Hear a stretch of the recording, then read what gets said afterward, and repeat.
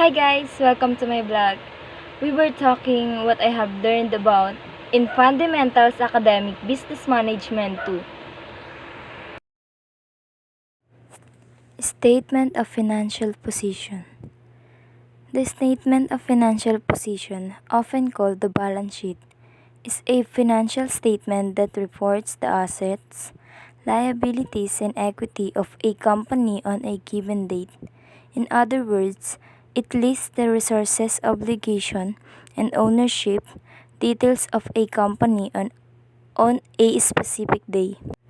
Formats in preparation of SFP: Report Form and Account Form. The report form balance sheet is presented in a vertical orientation, and it's essentially one column that spans the entire width of the page. The account form balance sheet is presented in a horizontal format with the information in two columns beside each other.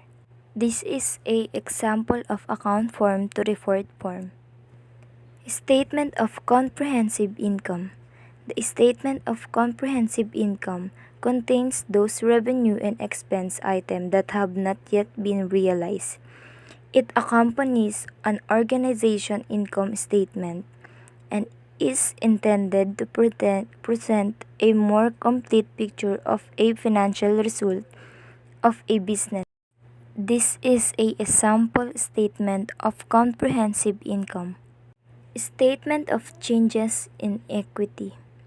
Statement of changes in equity, and similarly, the statement of changes in owner's equity for a sole trader, statement of the changes in partners' equity for a partnership, statement of changes in shareholders.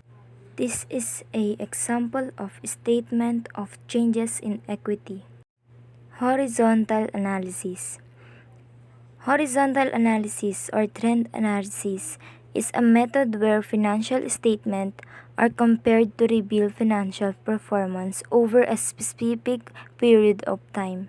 The formula of horizontal analysis is equal to amount in a comparison year minus amount in base year. Divide amount in base year times 100. Vertical analysis. Vertical analysis is a method of analyzing financial statements that lists each line item as a percentage of a base figure within the statement. The formula of vertical analysis is equal to income statement item divide total sales times 100. Financial ratio analysis is a technique of comparing the relationship or ratio between the two or more items of financial data from a company's financial statements. It is mainly used as a way of making fair comparison across time and between different companies or industry. This is a ratio analysis types: liquidity ratio, current ratio, quick ratio, probability ratio, gross profit ratio, operating profit ratio, net profit ratio, return on capital employed, solvency ratio, debt equity ratio, interest coverage ratio, turnover ratio, fixed asset turnover ratio, inventory turnover ratio, receivable turnover ratio, earning ratio, profit earning ratio, earning per share. That's all. Thank you for listening.